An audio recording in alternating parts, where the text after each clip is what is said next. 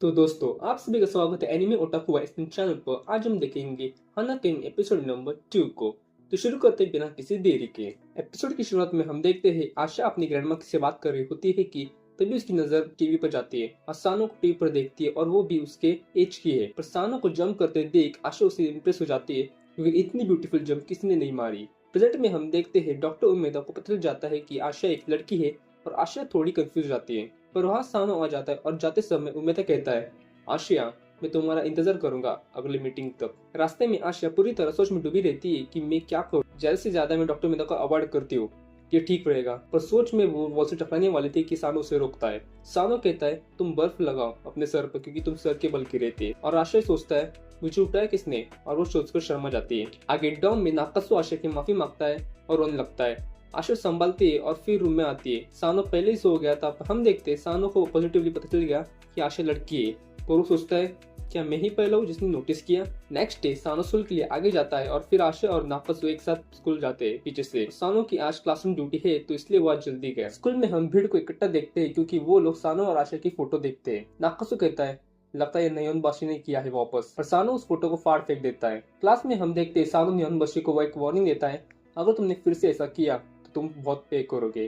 पर न्योनबाशी अपनी गलती मानता इसलिए आशिया वहां आकर उसे एक जोरदार पंच मारती है और वो चल जाती है। उसका हाथ दर्द करता है। डॉक्टर मेहता उसकी एक्टिंग के लिए तालियां बजाते हैं और देखते हैं कि उसे कोई स्वेलिंग तो नहीं हुई और जाते हुए कहते हैं, कीप अप दी वर्क, मैं तुम्हारे आंसर का वेट करूंगा।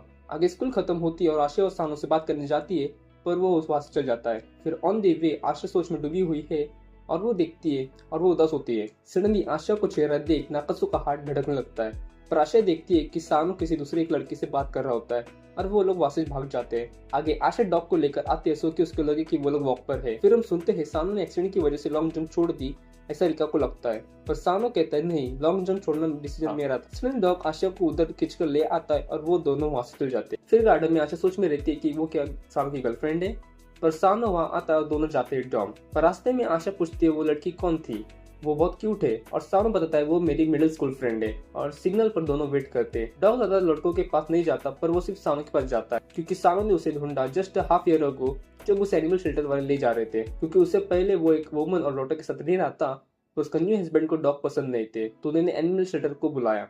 पर सानो उन्हें रोकता है इसलिए तब से सिर्फ सानो और जेनेटर के पास ही वो डॉग जाता है। आगे हम देखते हैं आशा पूछता है सानो को कि तुम मुझे अवॉइड क्यों कर रहे थे। पर सानो मन में कहता है, जिससे मुझे पता है कि लड़कियों से कैसे बात करनी होती है। सडनली कार वहां स्पीड में आ जाती है और सानो आशा को बचाता है और फिर दोनों आगे बढ़ते हैं। आशा मन में कहती है, मुझे सानो के साथ रहना है। अगले दिन आशा डिसाइड करती है कि वो बताएगी और आशिया सब डॉक्टर मीना को बता देती है। फिर हम देखते हैं एक लड़की आशा का इंतजार करती है और वो लड़की अपना नाम बताती है, रिका, और वो सानो की बचपन की दोस्त है। और आशा को लगता था कि वो उसकी गर्लफ्रेंड है। रिका उस पर हंसती है और रिका आशा से एक फेवर मांगती है। रात को दोनों खाना खाते हैं और आशा सानो को बताती है, कल रिका ने तुम्हें पार्किंग के बाजू में मिलने बुलाया है। और सानो हैरान जाता है कि उसने तुमसे क्यों बताया। आशा कहती है वो तुम्हारी चिंता करती है, तुम्हें जाना चाहिए मिलने के लिए। पर सानो परेशान होता है कि सब उसकी चिंता करते हैं और वापस चल जाता है। फिर नाकासु वहां पर आता है और आशिया एक सिप मांगती है उसके जूस में का। नाकासु कहता है, ले लो।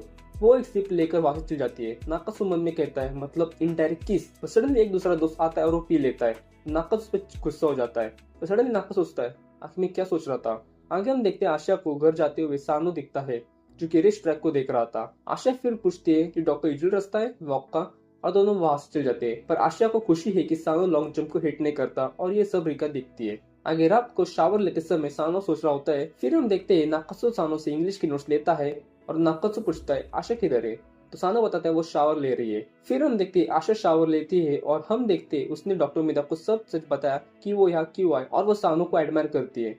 डॉक्टर कहते हैं पर सानो ने लॉन्ग जंप छोड़ दिए। पर आशा कहती है, मैं उसे और जानना चाहती हूँ और मैं उसको गिव अप नहीं करने दूंगी। तुम मुझे बुली कर सकते हो पर मैं कभी भी गिव अप नहीं करूंगी। डॉक्टर कहते हैं, अगर तुम्हें पहले निकलना तो मैं पहले स्कूल से निकल देता। जाओ, तुम्हें जो करना है वो करो। और आशा से गले मिलती है। पर आशा पूछती है, आखिर आपको कैसे पता चला कि मैं लड़की हूँ।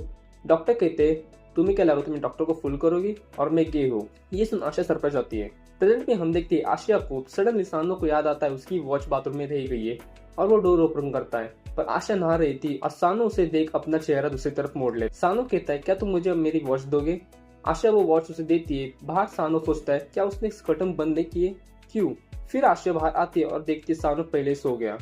आशा पूछती है, सानो क्या तुम्हारी वॉच ठीक है। सानो कहता है, हाँ, पर हम देखते सानों की वॉच खराब हो गई है। यहाँ आशा कहती है थैंक गॉड उसने मेरे से पीठ देखी और वो गिव अप नहीं करेगी इस स्कूल से। और ये एपिसोड यहाँ पर ही खत्म होता है। अगर आपको एपिसोड अच्छा लगे तो वीडियो को लाइक और शेयर करें और चैनल को सब्सक्राइब करें। मिलते हैं नेक्स्ट एपिसोड में, तब तक लिए गुड बाय।